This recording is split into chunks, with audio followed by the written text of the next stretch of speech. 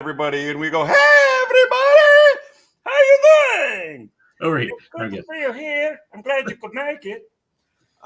Thank you very much for coming along, Mike Mollman.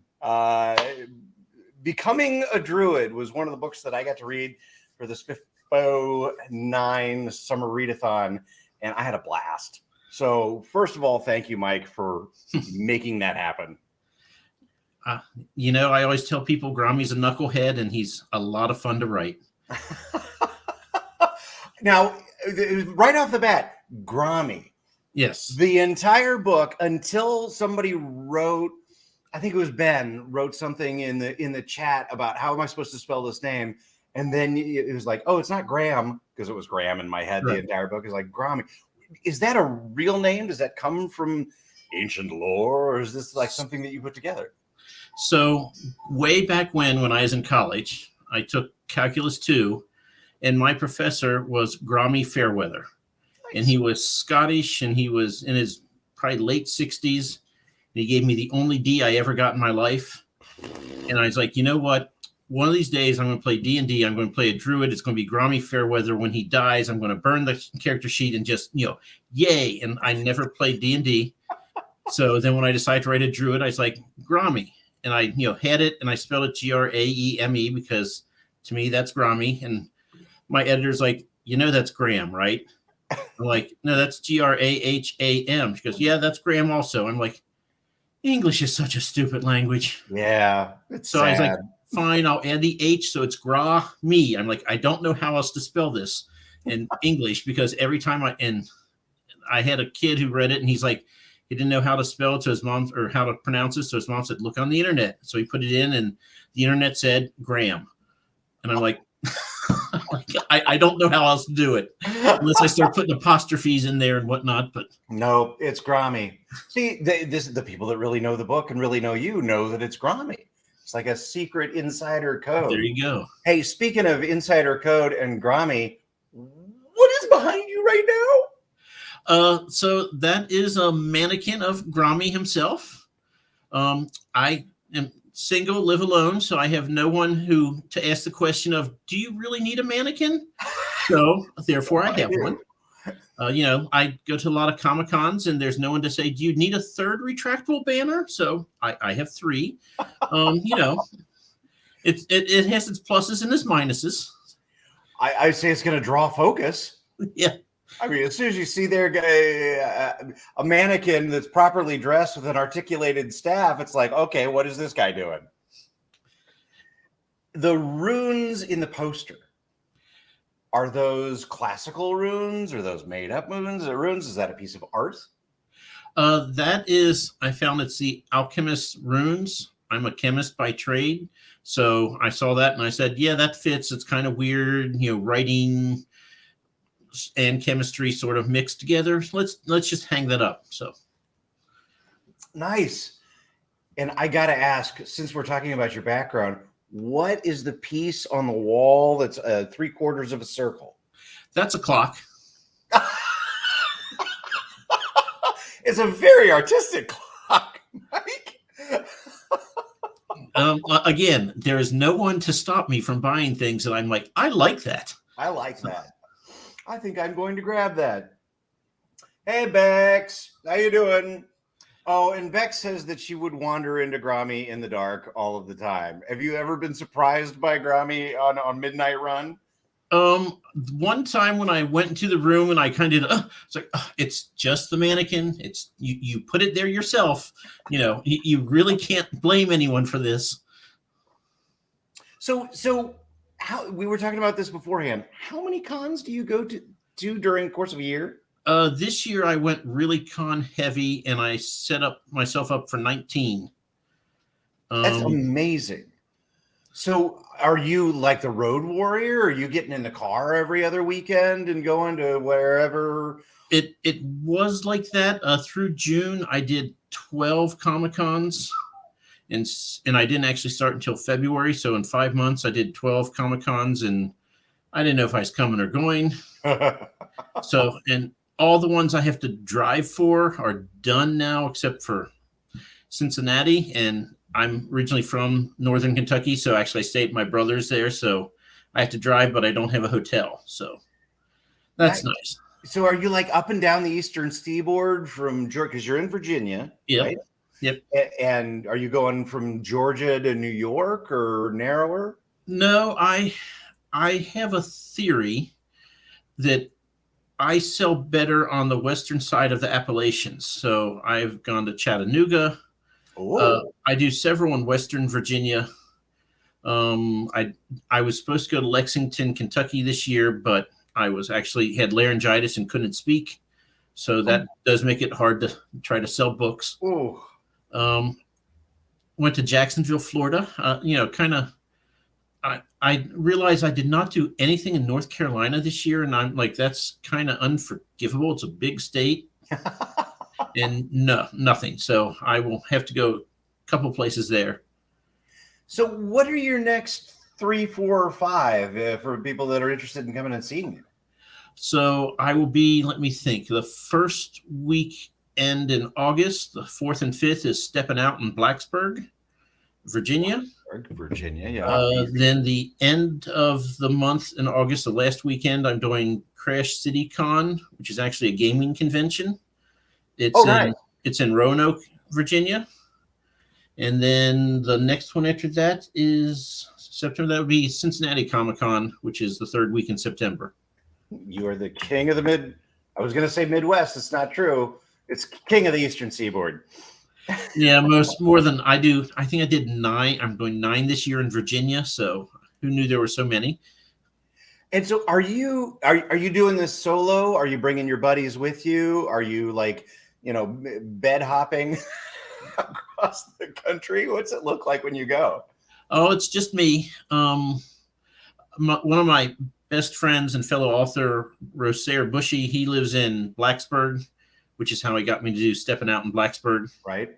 And that's an hour down the road from Roanoke. So we'll be at Crash City Con.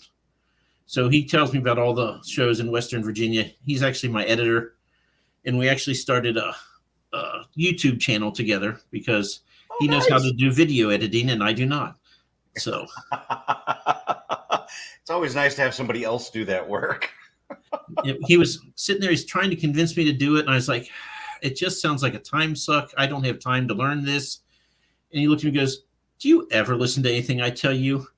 I did this for 17 years in the Air Force, and I've done it for 10 years at the VA hospital. I will do the video. And I'm like, oh, well. It's like, Mike, all you can do is get in the way. I will do it.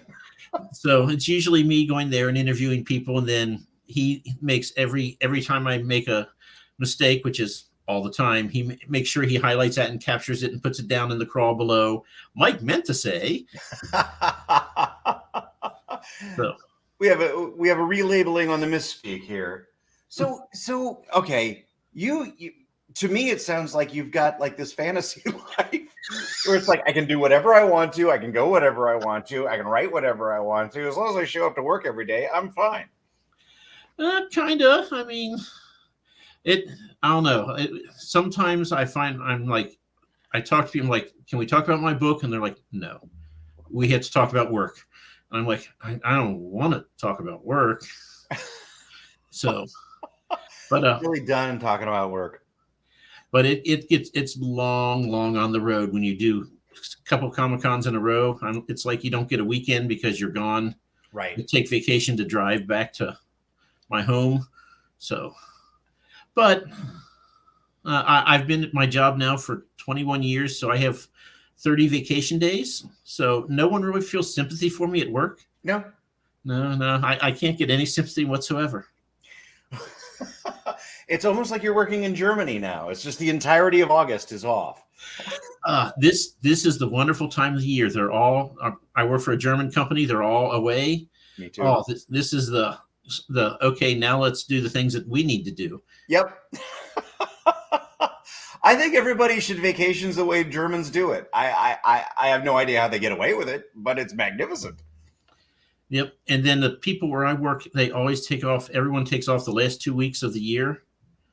And I'm like, you're nuts. I'm not taking those days off. There's like 6 people in the office. Right. I'm coming to work. I don't have anything to do at work. I'm coming. I brought my Atari 2600 emulator in one year, and we played Space Invaders on a 65-inch TV. Hey, hey, speaking of games, I've got to ask you this. You have said to me twice that you don't play D&D. However, going onto your website, there is an entire category on D&D and modules you have put together. So that is true. So my friend who's actually helped me with the modules, Jeff Davison, he's the one who read the book. He's like, this would be an awesome setting for D&D. I'm like, I agree, but I don't play. And he's I like, can't believe that. It's amazing. Okay. I've always wanted to. I never had critical mass to start. I accept it. So he and we worked together, and the first module was truly terrible. And I realized that I'm trying to force my way onto this, and I don't know the mechanics. So then I said, you know what? I'm just going to step back. I'll just tell you, here's the city where you're going to play in, and here's some things. And so he sets all it up, and then he goes, okay, you're the writer. You make this sound pretty. And so then I do that, and then I send it off to an editor who corrects me because I don't know that I can even say that I'm monolingual after I get my, stuff back from the editor. I question that. Do you get your stuff back and just think, how did I make that mistake?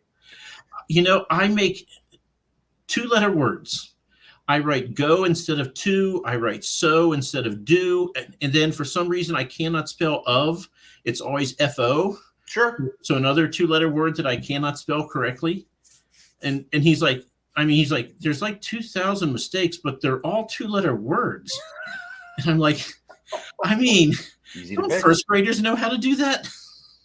Yes, but they don't know how to do the rest of it as well as you do. You get the 3-letter words, the 4-letter words, the 5-letter words. All of those are right. Plus, there's a hell of a story there. Oh, and I need to say right off the bat, if you're watching this, please go to Amazon if you haven't already and buy Becoming a Druid right now. This is one hell of a fun story. Where did this start for you? So it started, I actually read 2 articles like in the same day on the internet. And, if it's on the internet, as we all know, it must be true. Absolutely. So the first one said that England had more Neolithic or Iron Age, Stone Age, Bronze Age stuff lying around than all of mainland Europe combined. Whoa. And I'm like, England's really small. There's no way this is true. So I actually looked it up and I found where, put little red flags for it. And England is like covered in red and there's like, a few dozen. And I'm like, wow, there really are like 4,000 things just laying around that they never bothered to clean up. And so me being, I'm a chemist, so I like data. So I was like, okay, open up my spreadsheet. What types of things are there? Let's classify these. And I started classifying. I got to like 7 different categories. And I'm like, there's a story here. All these things lying around, they are places of power. And they were made by ancient races. And if we're going to be in England, so I stole England as my map. Mm-hmm. And I was like, and I actually used real places like Stonehenge and, Bath, the hot water springs there and whatnot. God bless Bath. Best place in the world. Never been there, but make it a destination. That's a lot of fun. I think you'll love it. So I had my where, and I had basically when, and then I read another thing that I read it in 2020, so I was like 5 years late. But apparently, everyone and their grandmother wrote a blog post in 2015. Saying that if you know your Myers-Briggs character or personality types, they said INTJs cannot be heroes because they're introverted, they're intuitive, so they kind of can put things together, but they're thinkers and they're judging. They don't care about feelings or perceiving what you think. Said they cannot be heroes. And then they went on to list Magneto, Voldemort, my personal favorite, Hannibal Lecter, and then if you want to go old school, Moriarty from Sherlock Holmes. Absolutely. And they're like, so they make great villains. They cannot be a hero. Well, I am an INTJ. So I said, you know what? I'm going to prove them wrong because I've written exactly nothing. And so for my very first take, I'm going to make an INTJ and I'm going to make him a hero. Nice. And like challenge accepted. So I don't know. Some people, I've had several people like, I just don't understand Grommy. And I'm like, true. I understand that. So one of the things that I really love, well, not just about Grommy, but about the story in general, is that I never knew where it was going. Right? A couple of a lot of stories you can go, okay, we're in Act 1, and this is going to happen, and this is how it's going to kind of play out. And I never felt comfortable that I knew what was going to happen next, or how Grommy was going to react, or how this conversation was going to go, because it was just like, he's got this great confidence about him, but this wonderful kind of Robin Hobb-esque inability to he's got blind spots for his blind spot. Oh yeah. So, well, I mean, I wrote a wonderful outline, and then I started writing, and I started arguing with fictional characters who would be like, no, I'm not doing that. Mm-mm. And I'm like, but you have to. I have an outline. And they're like, no. Like Grommy, he just wants to go in the forest and talk to squirrels, be by himself.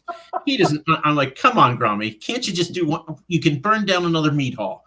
Just, come on. So I negotiate with fictional characters all the time. Oh, that's fantastic. So you've got kind of a Michael Crichton story where it's like, here's the challenge of the thing that you can't do. And it's like, okay, well, I'll give you a reason scientifically why dinosaurs can exist in the modern era that works scientifically. Done. So you did the same thing with your character. What was it like sitting down and writing for the first time? Was it like this systematic approach that you took, or was it pieces came to you at a time, or did you just sit down and grind? What was it? How did it start? So I wrote a young adult sci-fi as my first thing I was going to write, and I rewrote it 8 more times. Okay. Over the course of 3 years. And then I said, you know what? It's too close. I need to get some distance. I will set this aside. And just for fun, I'm going to write a fantasy story. I don't think I can write fantasy. I'm not in the, I'm science background. I can probably fake the science, but I was like, I'll just, and then that's when Grommy came, and then it just took over my life. And that poor sci-fi story is still sitting alone on my hard disk. It's like, why haven't you looked at me? What did I do wrong? You've done 4 books about the Druids. So, and I've had so many people tell me, they're like, this is like Dragonlance or Forgotten Realms. And I'm like, well, in the 80s and 90s, I probably read 150 of them combined. So I didn't plan to write one, but that's what it felt like. That's what I'm familiar with. So yeah. I absolutely love it. Okay, so you started down one path, and then Grommy came and got you and just dragged you off into the woods and said, we're going this way. How fast did the first book come together? I was smart for once, and I actually paid. Mike, I feel like you're smart all the time. Oh, there are people who would differ, but I actually paid for a developmental editor. And that slowed me down, but thank goodness that it did. And she was very good about, stop. This does not make any sense. You need to, and and it's like, that's everything I needed to just, get me on the path. So, I mean, that was wonderful. And I thought maybe I knew what I was doing at one point when she said, I was in England once for a month, but I haven't spent nearly as much time there as you. And I'm like, I've never been to England. She's like, really? I'm like, the internet's a wonderful thing. Yep. I mean, I have done research to find out what is the temperature of Bath, England in October, or, if it's December, will there be snow? Is it possible? Or are people going to scream at me for, so, I researched too much, I'm pretty sure, but I like it. So, and I think you told Ben, I'm going to get it wrong, but I think it was 819 years. So the premise is there were 5 elder races on England and Ireland, and they made the dreadful mistake of letting humans come over. Right. And so then humans start multiplying. The elder races said, you know what? We're going to leave for 1,000 years. You're either going to grow up as a race or you're going to kill yourselves. Whichever one we're fine with, we'll come back in 1,000 years. So this is year 819 after the elder races left. And then you find out one of the elder races are centaurs and they did not leave. Right. And you find all about that out in book 2. My it's series. mentioned in book 1. Yeah. Okay. Because that was a late edition because originally I was like, everyone has creatures. I'm just going to do all humans all the time. And book 2 has a centaur on it. So there we go. You see, plans change. Oh, Bex. No, Andy's not allowed to drink while talking with people or trying to work or really do anything. So, yeah, this is your sparkling LaCroix right there. So, correct me where I'm wrong. You've got book 1, book 2, and then you've got a novella and a novella. Is that correct? So I'm first-time author, so things have been learned. I wrote book 1. I wrote book 2. It's going to be a 4-book series. I know what happens in 3 and 4, and 4 is going to be an all-out battle between 2 civilizations for who controls the island. Ooh! And I'm like, so many things have to happen, and Grommy only wants to talk to squirrels. So, I love that as a character motivation. It's like, just want to talk to squirrels. That's really all I want to do. So I took the side characters who don't die. They all get their novella, 100, 150 pages. So book 1.5 came out after book 2 because, again, I'm figuring these things out as I go. And that's 2 side characters from book 1 who each get their own 100, 150 page adventure. And they go to switch. Yeah, and they go to other places on the map that Grommy will never, ever go to. And so books 1, 1.5, 2, and even 2.5, which I should be publishing, I keep telling myself October, but that's really, really close. So hopefully by the end of the year, that'll be finishing expanding the map, and then a couple side things will close, and the ultimate bad guy will be revealed, and then we will work our way towards the ultimate battle that is the 7th book in the series, book 4. And that drives my OCD crazy when I say that. It's book 4. The others are side adventures. It's the 7th book in the series, book 4. Yes. 7th book in the series, book 4. It all adds up if you just do the math. If I was writing Hitchhiker's Guide to the Galaxy, this would be gold. But I'm not writing a comedy, so that's okay. Douglas Adams couldn't finish 4 books and do it well. So your book 2.5 is coming out later on this year. Are you working on 3 yet, or is Desperate Dispatches the one and only right now? So I've written the first draft for all Desperate Dispatches, all 4 of them. So there's going to be 4 because 2 is just not enough. Side quests. So, and I had my alpha reader has given me 3 of the 4 back, and he had surgery last week, so he didn't give me the 4th one back last week like he promised, but I guess I'll let it slide.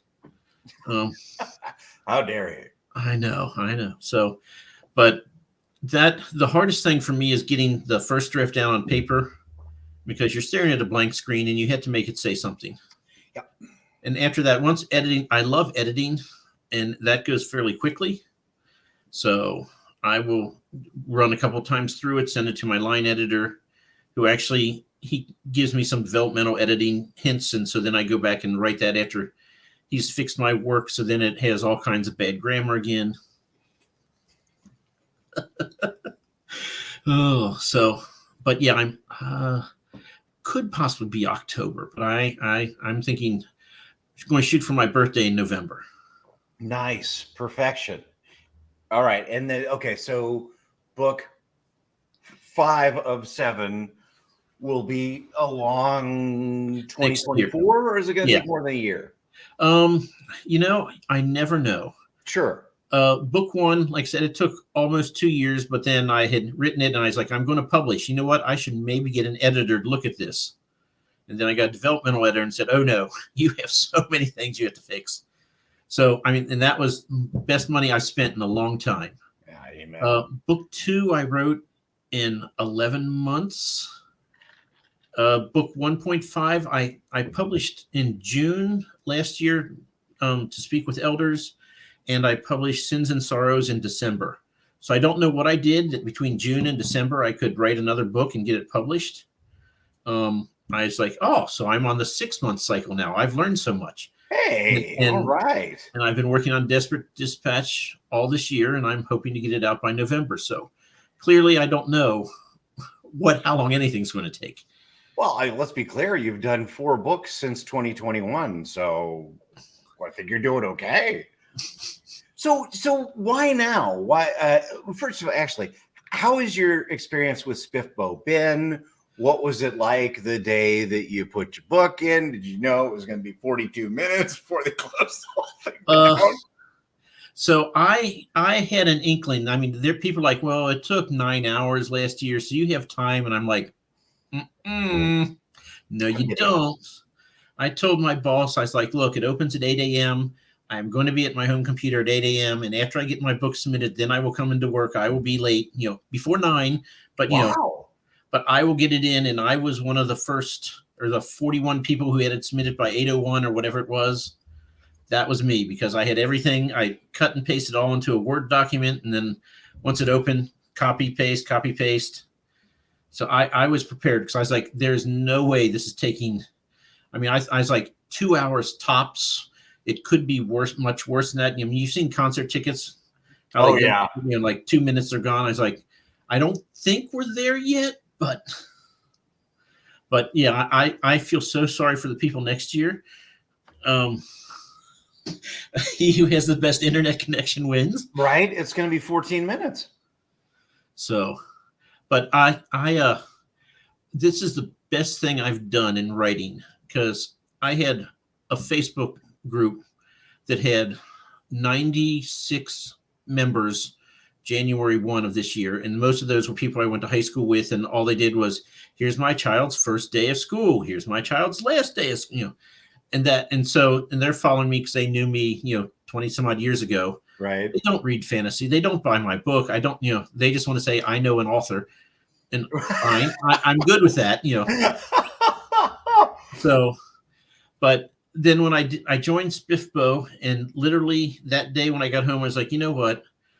Everyone says the best thing about this is networking. I need to be on Twitter. So I literally start my Twitter account May 17th. Oh, wow. And I got on, and I've told Nico and this before. I was like, I hate Discord. I hate it. I'm getting better, but you get on there, and everywhere I go, it's all, sites. So they're authors or reviewers or super readers. And you get on there, and instead of writing out words, they put emojis or GIFs. And I'm like, use your words, people. Use your words. Hey, you missed your calling as a dad. So words, boy. I'm getting better. I didn't start BookTube or anything until September. There's a Facebook post that these 5 people do book reviews. You should send your books to them if you're an author. And one of them was Andrew Wizard. Andrew's Wizardly Reads. So I went there and I watched him for like 2 months or so, because I'm like, I'm not going to talk to him. I'm an introvert. I finally got up, I like left a comment or something. I was like, ooh, he liked my comment. Ooh, wow. And then the one thing happened. He's like, well, guys, my wife and I, we put a bid on our dream house, figuring we had no chance of ever getting it, and we got it. So now I have to paint every room in this house within the next couple of weeks. And I was like, I have an audiobook. Do you want my audiobook while you're painting?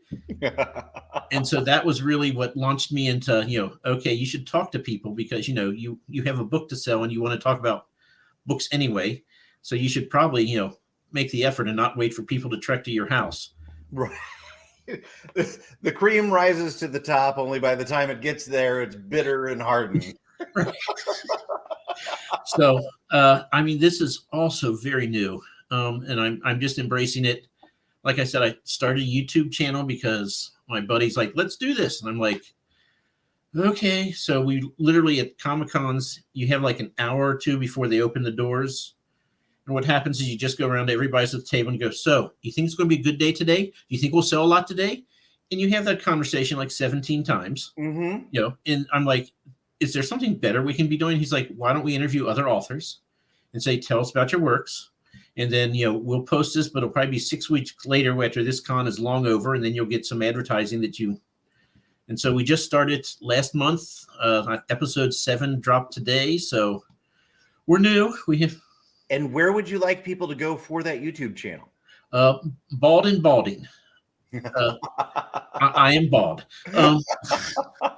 There's an ampersand and no spaces. But if you go Bald and Balding, you'll find us. Go subscribe for it right now. Bald and Balding. Make it happen. And today's episode talks about the charitable giving of Emperor Palpatine. Really? Does he do a lot of charitable giving? I interviewed somebody from the 501st Legion.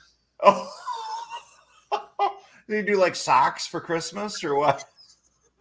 So they're the ones that the stormtroopers that dress up all the time. Oh yeah. My son wants to join the 501st.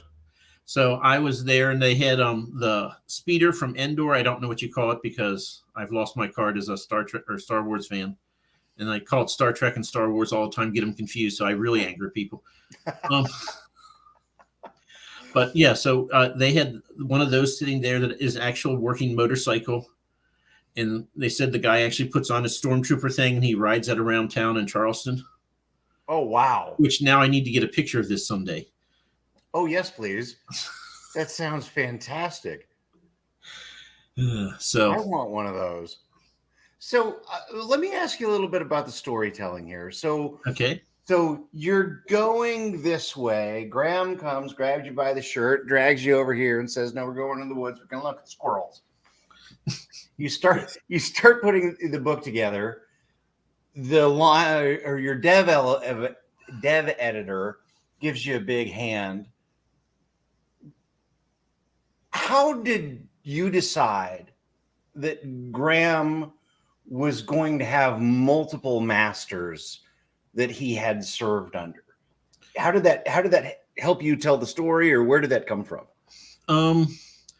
Well, again, when I started, I knew nothing. It's like, well, you have to start with some action. So I'm like, and I will tell you this, I will die on this hill. I will not convince anyone otherwise, but I've had so many people go, he's just arrogant. That's why I'm like, he is not arrogant. He is not arrogant. I mean, do you not hear that Arthian is the premier animorph of all Protani in the first sentence of the book, and then they have a animal duel and he beats the premier animorph? I'm like, he's ready. Well, he has the skills. He doesn't have the mental, he's still a child mentally, but he has all the skills, and he doesn't, recognize that. So he's like, I need to go now, and they won't let me. And, and I was like, so his master has to be kind of a jerk. Mm-hmm. He has to be impatient, because he's young. So, and then when I was writing, I was like, did he have yes, he had a previous master, and that ended badly. And that's actually a short story in Sins and Sorrows. I have 3 short stories about Grommy before the novella starts. So if you want to know what happened the first time with Gwilather, that was, I enjoyed that a lot. Okay. Writing that. Because again, I'm an author. If I'm mad at you, I might, change your name to something else and then write you and have you die in the scene. Right. You're eating my bug. Sorry. I told my brothers, like, I haven't been in a fist fight in 35 or 40 years. I don't do these things. I don't burn down mead halls, which was my absolute favorite scene to write. Oh. I'm like, how can this go wrong?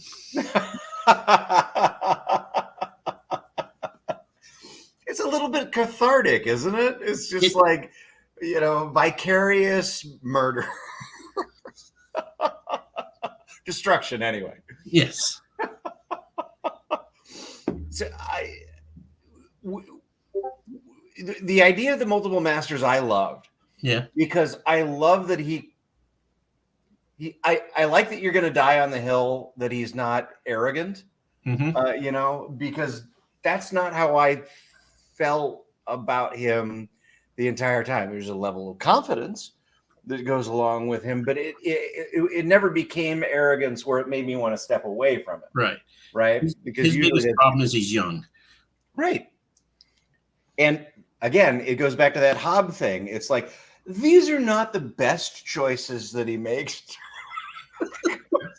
Story, but I'm with him. I'm 100% with him the entire way. Anyway, yeah, Ben says he's appropriately confident. Well, so I'll tell you, when I was doing this, my alpha reader, when I was getting ready to publish, I had my friend read it, and he came back with just the biggest grin on his face. And I'm like, this is bad news. This is not how my friends react when there's good news. They do not smile. So I'm like, okay, what's the problem? He goes, you have the Lord of the Rings plot hole here, right? He could turn into a bird at any time and fly back to his master. I'm like, oh. So that's when I'm like, you know what? Fiegel's going to stay with him a little bit longer because, I was like, I have to have it so that at no point can he actually fly. And so I had to rewrite the story and be like, okay, what about this? Okay, here. Okay. And so I was like, go. No, another rewrite. There we go. And worth it, because Fiegel to me was that first additional touch of humanity that came into it, where that relationship was so satisfying right off the bat. It was just like, yeah, okay, I want to play this game for a while. Yep. And Fiegel sticks around. That's not a spoiler. Fiegel sticks around. He's going to be in at least one of the other books, right? He wants to become a druid. And he's a Sorum, which is a minor spoiler. So the druids don't want him. So they kind of, well, if we can do this impossible task, you'll take him, right? And that's book 2. Oh, is it real? Okay, so is it like Grammy coming alongside Fiegel and kind of helping him out? The two of them are together through the whole book. Thank you. That'll make me very happy. I will enjoy that a lot. I loved that relationship. I loved the other thing that you did that I thought was brilliant was the piece where they're moving between the rocks, trying to escape. Mm-hmm. And the device that you put in there that made it impossible for anybody to just take off. Right. That's the tension in that scene was chef's kiss. I loved that. Yeah, that was when I wrote it, that was my first kind of like battle scene. I'm like, is this too long? Are people going to complain? I'm like, now, I'm like, what? And I was like, it's like, well, you know what? I like it. Who knows if anyone's going to read this anyway. So I like it. So let's go with it. Mm-hmm. So, yeah. It's part of the reason that I couldn't believe that you hadn't played D&D, because it felt like this masterful setup for a D&D encounter where you needed to go, oh, yeah, do your skills checks and get across to the next rock and get across to the next. You're kind of busy rescuing people the entire time. I just absolutely love it. I'm glad it's as long as it was because you were able to draw out the tension. Right. Yeah. The whole time I'm invested. I'm like, well, how is this going to work out? Because I didn't know. It's like, this is not prima facie going to be okay for everybody. Yeah. I had one person come and tell me, they said, you literally killed all the characters I liked.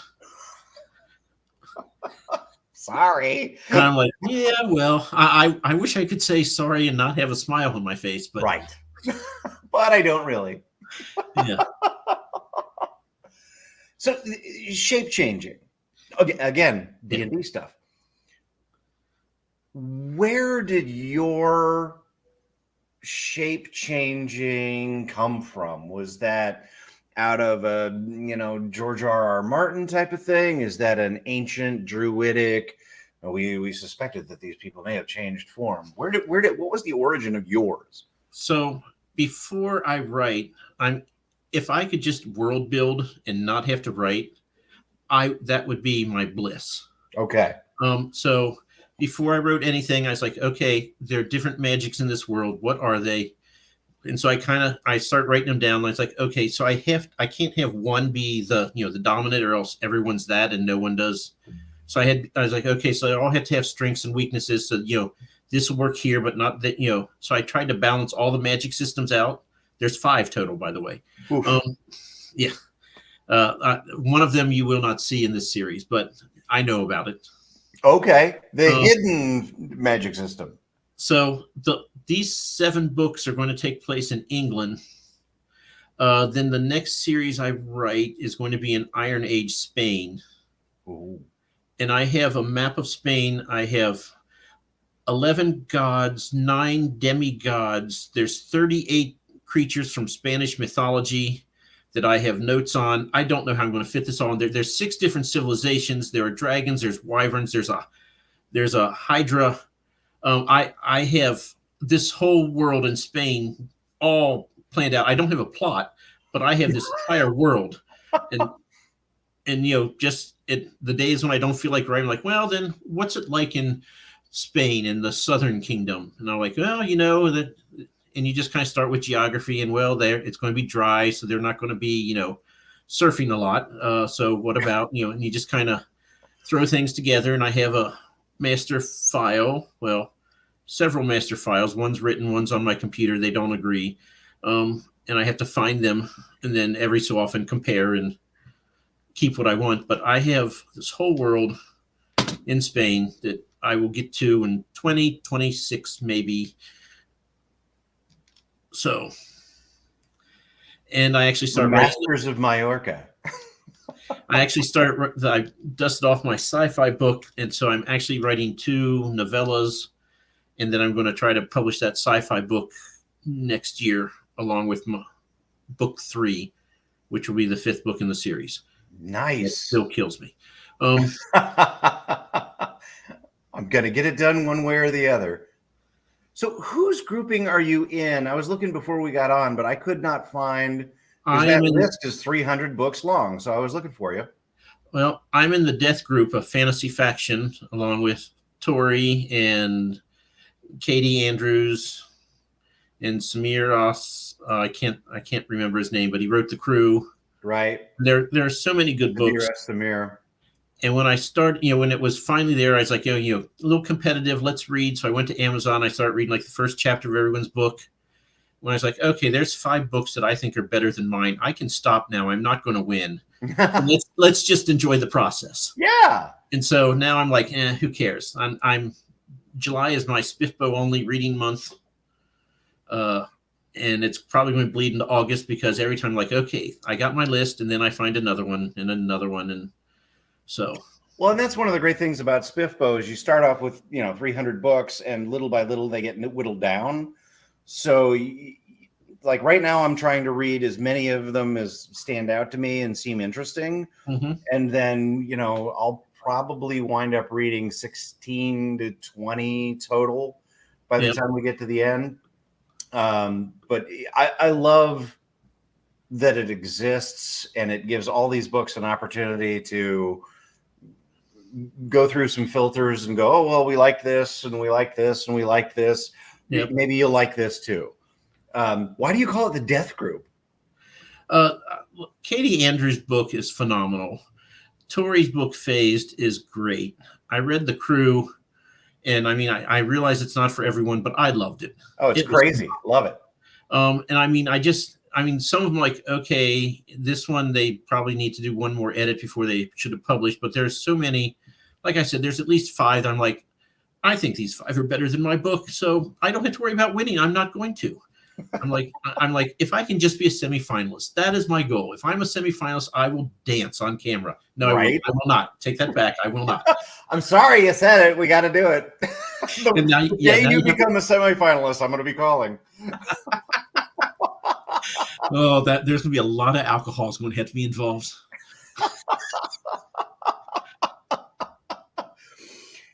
And you've enjoyed interacting with other authors and the reviewers, and kind of because I think originally on your bio it was like the worst self-promoter in the world or something along those lines. And you've stepped over that line. Spiffbo kind of helped you get past it, right? Oh yeah, the best thing, just like I said, talking to other authors. I mean, the one person I don't know who it was, but they're like, "Here's my week in sales," and then they had the KDP up, and there was just a straight line of Right. zeros. They're like, nothing in a whole week. I'm like, I'm not the only one. So, I mean, don't check your KNEP numbers. Just check at the end of the month.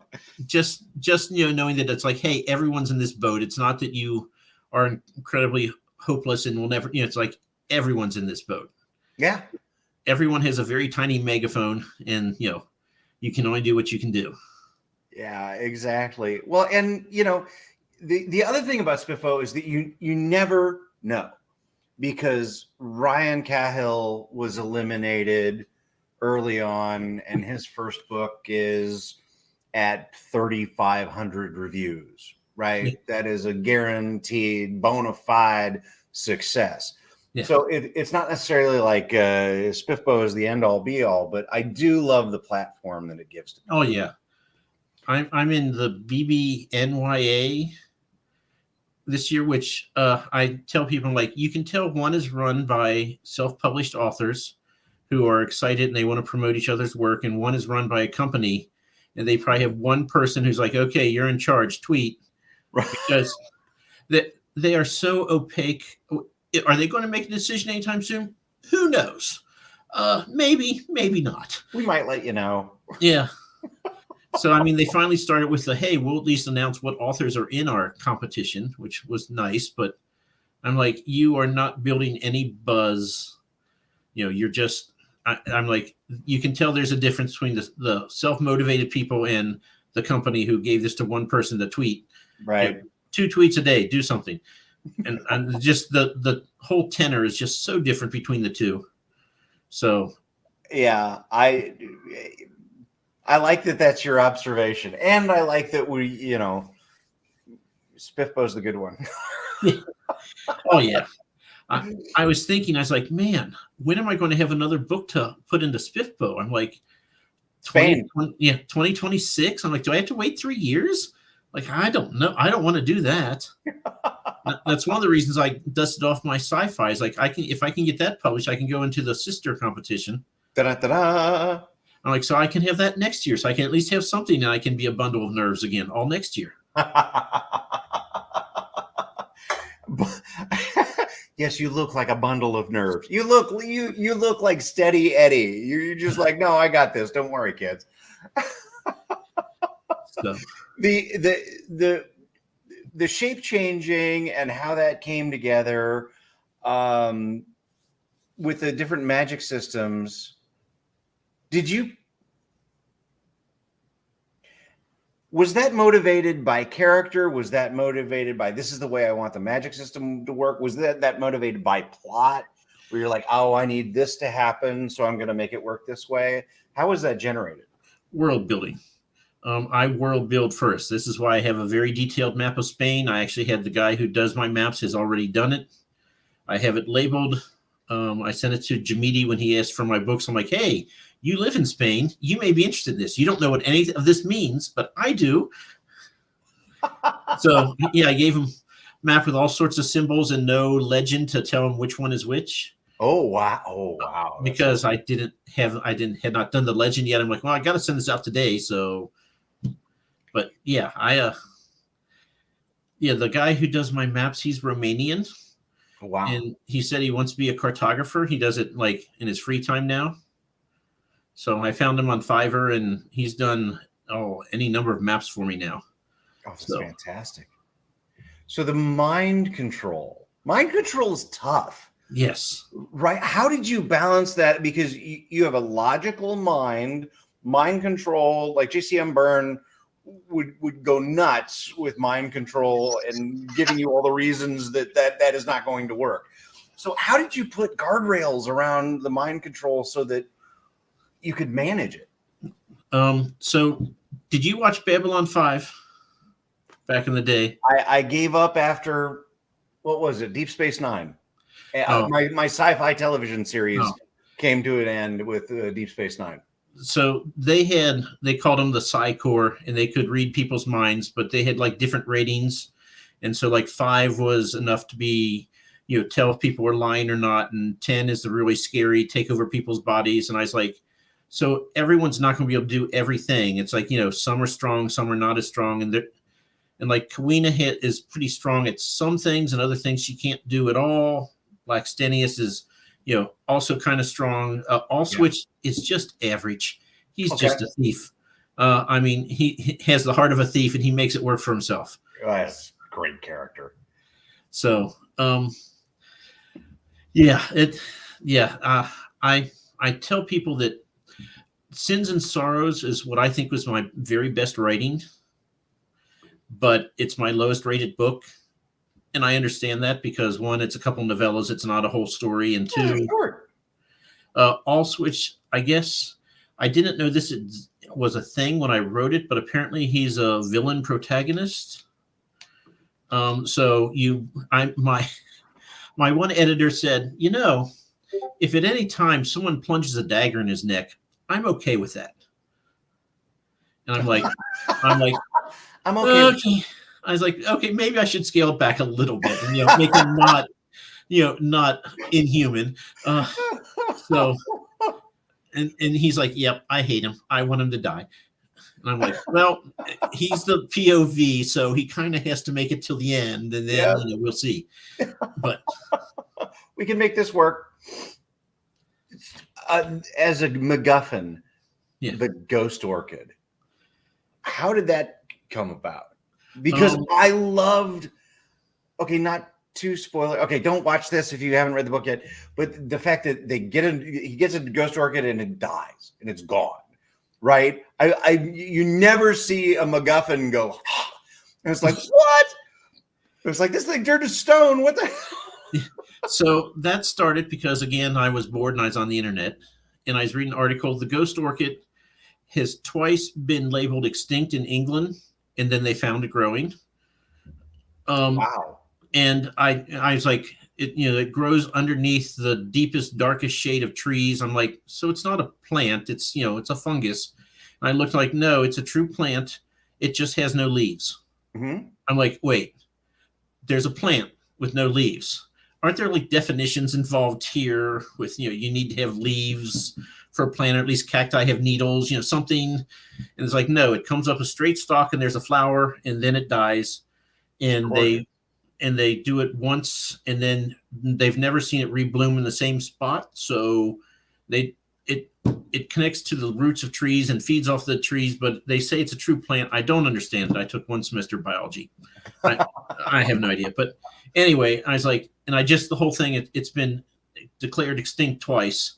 And then both times a year or 2 later, someone found one. And I'm like, okay, I want this. Have you ever read Orchid Thief or watched Adaptation? No, I have not. Orchid Thief. Orchid Thief is a book about the ghost orchid. Then Adaptation was an adaptation of that book that Charlie just decided he was going to write a completely different script. Both of them are brilliant, but for my money, there is no prettier flower in the world and perhaps nothing more fragile. And that's part of what I loved about it. It's not this sturdy MacGuffin it's like this delicate thing that has to be protected. So after I published my book and it had been out a few months, one of my friends goes, hey, what does the ghost orchid do anyway? I'm like, I have no idea. No clue. He's like, you wrote a whole book about this and you don't even know. I'm like, yeah, I probably need to know what it does. So if it never comes up again, it doesn't matter. Oh no, it comes up. It's going to keep reoccurring through the whole series. Nice. And then the last thing I want to ask about is, because we're getting close to the 1 hour mark. Your ending is brilliant, and I'm just going to say spoilers from this point forward. Do not watch if you haven't read the book. How did you put that together? Where did that come from? What was your motivation behind it? I loved it. And I don't normally love the endings of books. I thought it was brilliant. So the Boswin thing, we're definitely going to spoilers now. Yeah. I mean, I saw I forget what book two were like. If there's a relationship, the mentor is going to die, and they're always like, when is the mentor going to die? And I was like, well, I was like, yeah, I mean, you kind of have to, so the character can step into their own. Mm-hmm. You kind of have to get rid of the mentor. So I kind of knew that was going to happen. And then it just kind of, as I had my plot outline, and it was nowhere near as complex. And then people started doing things that were not on the outline. Right. I'm like, okay, so we need to, I like that. That's a really good wrinkle, but how do we get back to, so it was kind of a lot of timeout. So for a guy that plans and is very left-brained, do you allow things to happen during the writing that were not part of the outline? So my rule is I will not start writing until I know what the end is, whether it's a chapter or the book. And then I have my path, because basically I have to prove to myself that there is a path to get to there. Okay. So I start writing, then my characters take this hard left turn, and I'm like, okay, we're going this way. We have to get back to, here by the end of the chapter. We can go this way. It's a different path. That's fine. And then when you let that happen, all sorts of other things creep in that you had no plans for. And you're like, you know what? I can use this later. So Boswin, I kind of knew that was going to happen. When they goes to the Obsidian Lord, when he comes, my dev editor is like, well, your ending's pretty weak. Make him pray to a god or something first because he just jumped off the cliff and landed on top of the guy, and they wrestled, and he stabbed him before the guy could get mental control. Okay. I'm like, that's. I was like, I'm not real crazy about that. It's all right. I remember I was like, okay. I called my brothers. I'm like, listen, he's on top of a tour. He doesn't have any weapons because he's been made to surrender. He's the mind control guy can have it, but he can be distracted. He has to kill the guy. How does he do it? They're like, well, what else is there? I'm like, there's a field around him. There's a herd of horses over in the distance chewing on grass, and they're like, yeah, good luck. and so I just sat down. I was like, you know what? They're going to say he wants the Druid Lord at this time. So he just, sends Grommy away, says you're a complete failure. You're a waste. Oh, woe is you, go walk away and get out of here. And so I was like, well, I don't know where this goes, but let's just write it out and see how it plays out. And then I was like, well, he feels so sorry for himself. The little pony that he made friends with will come and say hi, and he'll be like, I'm not worthy of the friendship of a horse. And then I was like, all ponies. And then I was like, wait, but if he gets the tour, because earlier I'd said that, Earth blocks the mental powers if they can't line of sight. I'm like, well, great. He still has no weapon. He can't face the guy without getting line of sight. And then I was like, stupid. You have horses. I mean, it was just one. I was like, oh my God, no. It was necessity. I was like, what do I do now? What do I possibly have left? And I had so very little to work with that I was like, okay, let's thread this needle. Yes. And then when it came together, I was like, okay, I like this ending. And then I was worried at the end when they had like the whole get together and everybody explained their parts of the story. I'm like, are people going to say that I'm just rehashing the whole story? I was like, are they not going to like this? I was like, I have to, expose new information that nobody knew. But I was like, I don't know if that's going to fly. But again, at the end of the day, I said, well, I like it. And, there'll probably be 100 people who will read this ever. So who cares? So I went with it. Well, and when you got to that portion, I was like, he's doing this for a reason. Why is he doing this? And so I was like, okay. And then hard left turn. And no, we can do spoilers. The sacrifice that Boswin makes and the way that he does it, I think, is just magnificent. And it's so much fun to be a part of and to watch Grammy achieve what he's meant to be by doing the thing that he doesn't want to do. Yeah. for the right reasons, according to the Druids, I thought was just fantastic. So, yeah, I at the end I was like, you know what? I don't know about the middle. It might be a little mushy, but I like the ending and I like the first chapter. And the absolute favorite thing is when he burned down the mead hall. Yeah. Oh my goodness. I went to a friend, the guy Jeff Davison, who does the D&D modules with me. Mm-hmm. I was like, okay, Jeff, he's going to see his family. He's planning on spending like 5 days there. It's a farm in the middle of nowhere. Nothing happens. The last thing I want to do is write about nothing for 5 freaking days. So something has to happen that first night that makes him want to leave before, everyone gets up the next morning and starts doing an accounting. And the best thing I can have to go to is he goes to a mead hall. I'm like, is there just a fight? I mean, that's just so boring. I mean, it's not enough. And I said, and he calls himself my agent of chaos. So he goes, that's what you need. He goes, he burns the whole place down. I'm like, okay, well, arson would probably be remembered. He'd probably never be able to come back to his hometown. That's a little too much. That's like a 13. I'm looking for on a 1 to 10 scale. I would like a 4 or 5. You're at 13. He's like, he's the reverse Pied Piper. He gets all the rats and calls them in to infest the town. I'm like, okay, well, now we're up to 18. And we're supposed to be going down. And I was like, well, wait.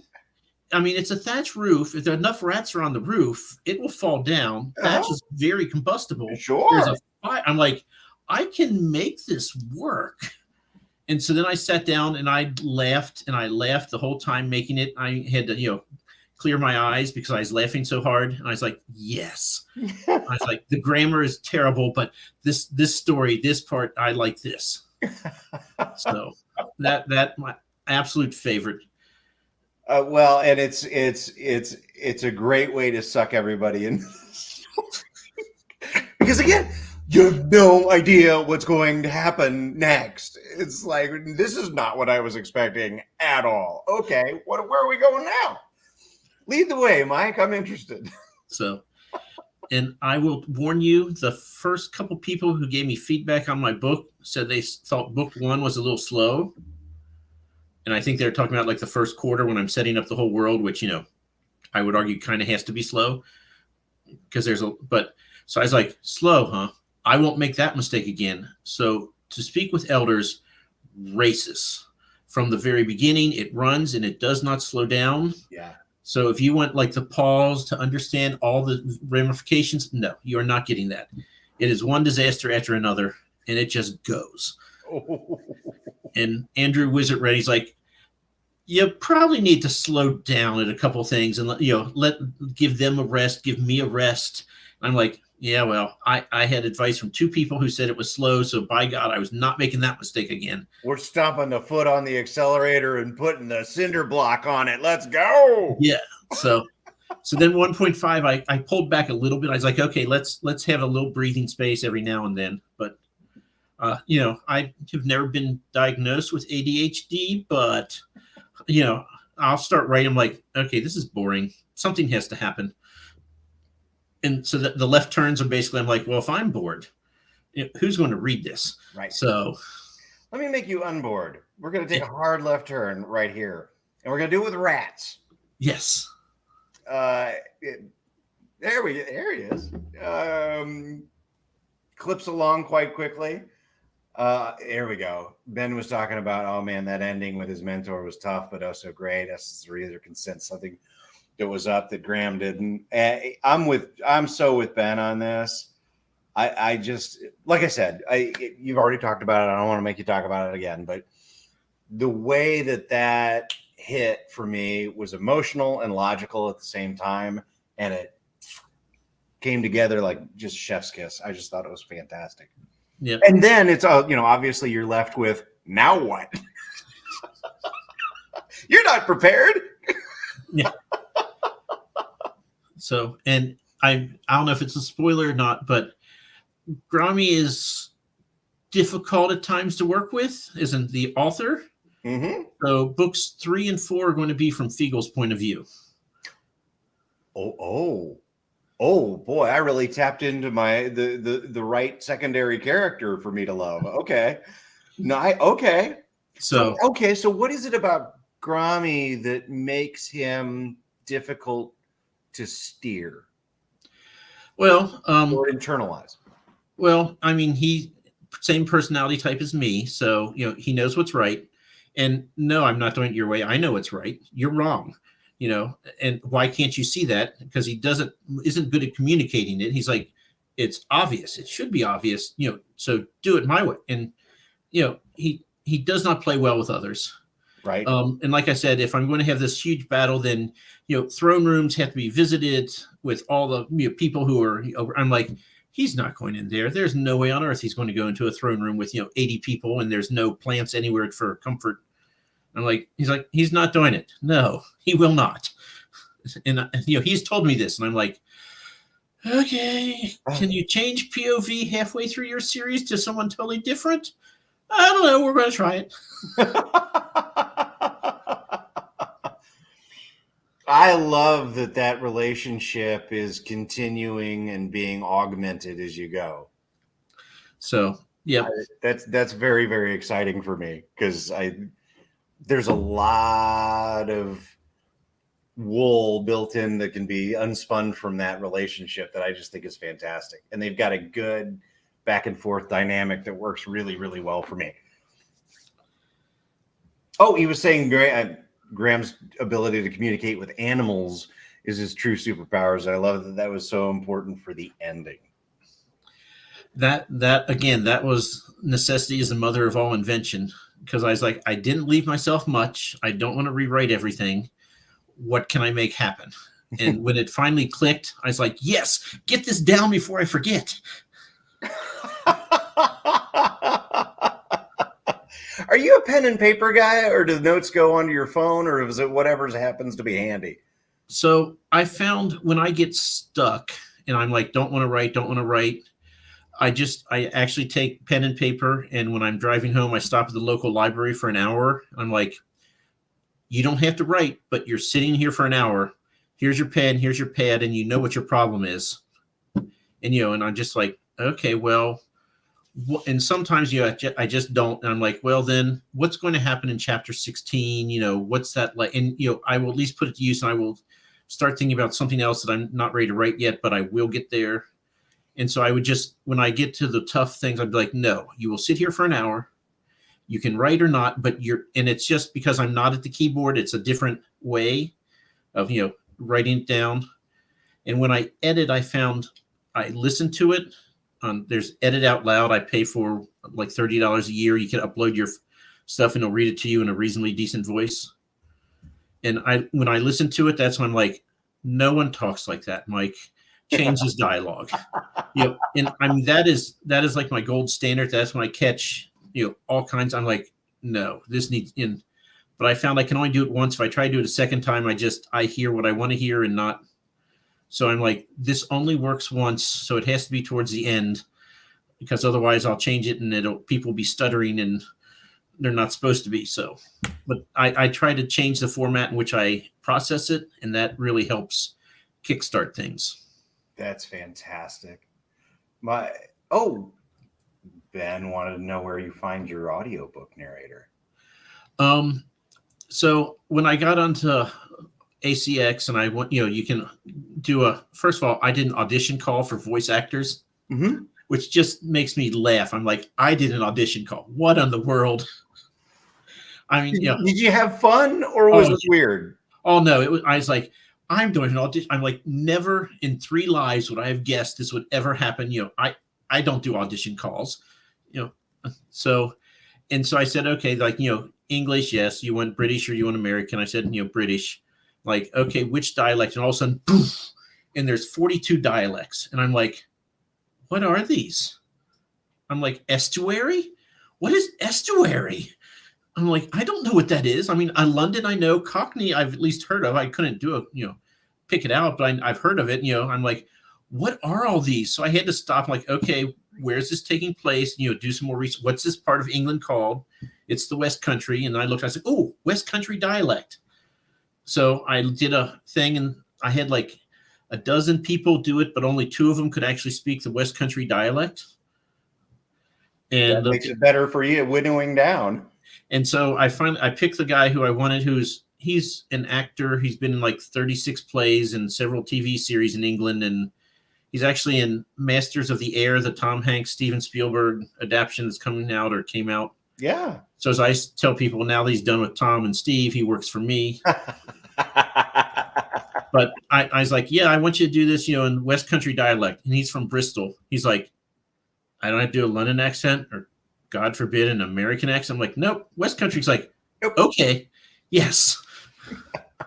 So I can make this work. I think that's fantastic. I love that you're going places that you never thought you would go. Yeah, it's crazy. The guy who does my covers, I bought like several paintings from. I'm like, I bought art. Who on earth? I mean, I commissioned art. Right. I'm like, who gives me the right to do this? No one told me no, so I did it. But I still feel like I did something, I wasn't supposed to.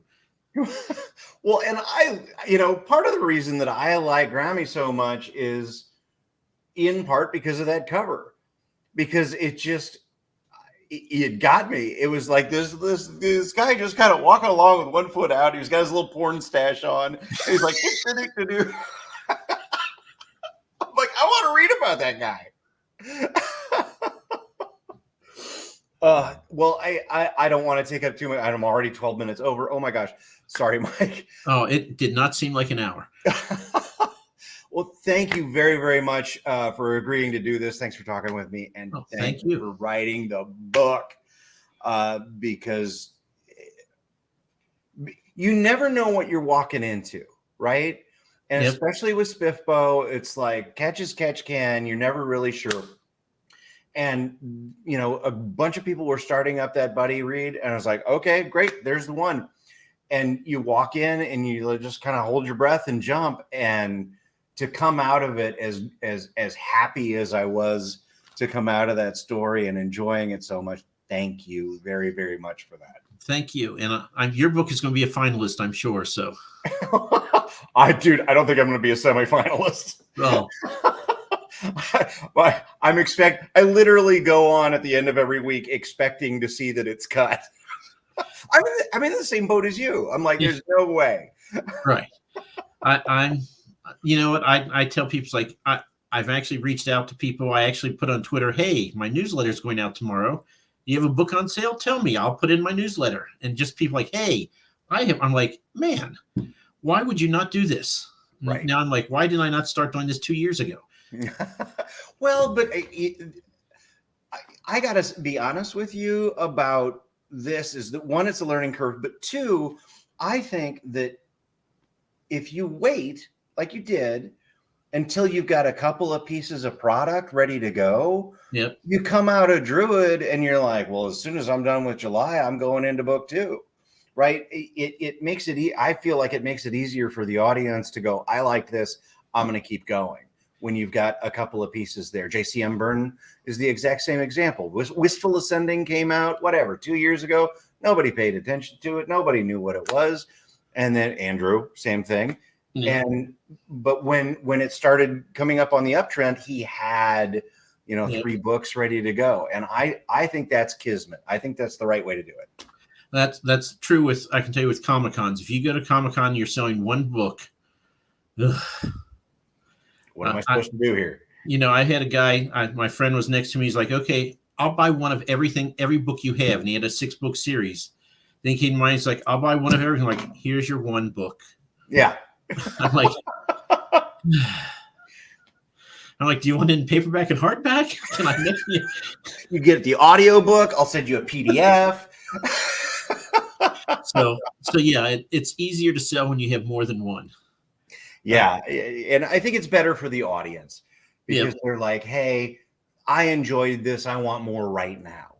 And the people who can, it becomes easier to Tarzan from one book to the next. Yep. And the people who have the discipline to, I'm going to write 3 books before, more power to them. I cannot do that.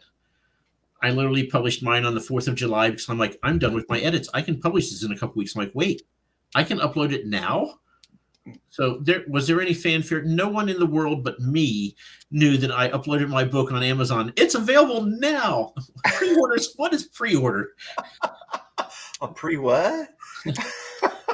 So, well, and I feel like first book needs 2 years to just get kicked around for a while. yeah. Right. And just pick up a little bit of traction and pick up, your first 20 people who have an opinion on what it was. And, oh, gee, look, a couple of them liked it. And, I don't know. I think you're doing it the right way. And I'm certainly enjoying the storytelling. So I appreciate it. I appreciate you. I'll let you go. I appreciate you, everybody. Go out, buy Becoming a Druid right now. It's available on Amazon and wherever books are sold. So thank you very much for your time. We'll see you in a bit. Ciao, Bella. Thanks, Anne.